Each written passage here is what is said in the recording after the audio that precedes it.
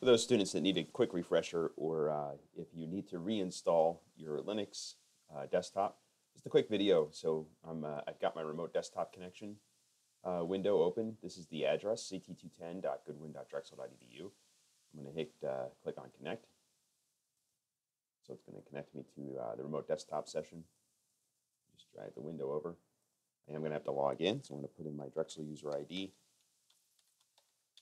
And your default password should be the Goodwin password we talked about in class. So once I log in, step number 1 is going to be running the vSphere client. So you're going to look for the vSphere icon down here on the third from the bottom, usually. I'm going to double click on that. It's going to come up. I'm going to just click on ignore on the certificate warning. It's going to log me into vSphere. Once in vSphere, if you have this screen, when you open it up, you're going to go to VMs and templates. I'll show you where that was again. So it's this icon right here, third from the left at the top. So inventory and templates. And then you should see on the left-hand side here, you're going to see your virtual machine. So you can see mine right here, highlighted, CT210, and then dash, and then your Drexel ID.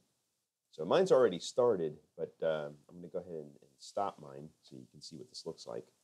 So you can see with the without the little play arrow on there, little green triangle rather, obviously the machine is now turned off.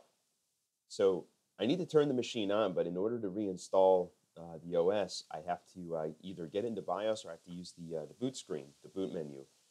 So I have to do that right away. So instead of just starting the machine, I'm going to click on this little pop-out button first. I'll show you where that is again. So I highlighted my machine, and up here at the top, you have the window to pop out the console window. So that's the basically the monitor for your virtual machine.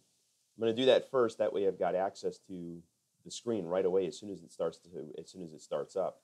So I'm going to click on the power on button up here, and as soon as I do that, I'm going to click inside the window to put the control of the keyboard and mouse inside this window. So again, I'm going to click on the play button, and then right away I'm going to click inside the console window so that it has control. I'm also going to get my finger ready to hit the F keys.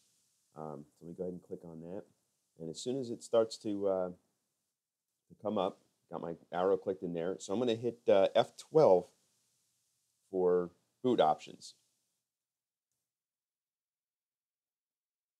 And it looks like F12 is only going to give us Pixie boot options, which is going to fail. So we're going to have to use BIOS.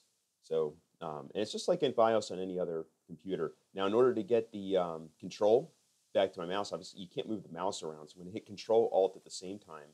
That'll give me back my mouse to get up here to the top and power off my machine. So I'm going to click on button to power it off. Can't be shut down.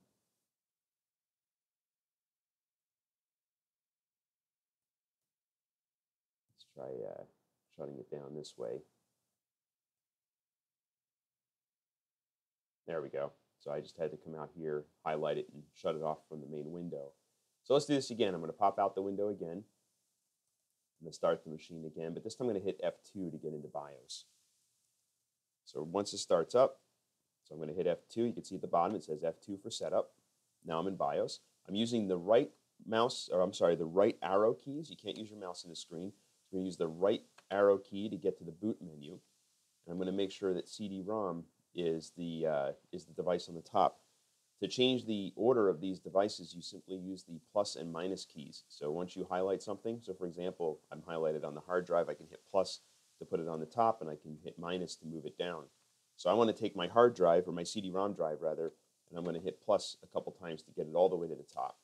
Once it's at the top, that means it's going to try to boot from the CD-ROM drive first. I'm going to come over here to exit, and the default option is going to be exit saving changes, which is what I want. Am I sure? I'm going to just say yes, I definitely want to do that.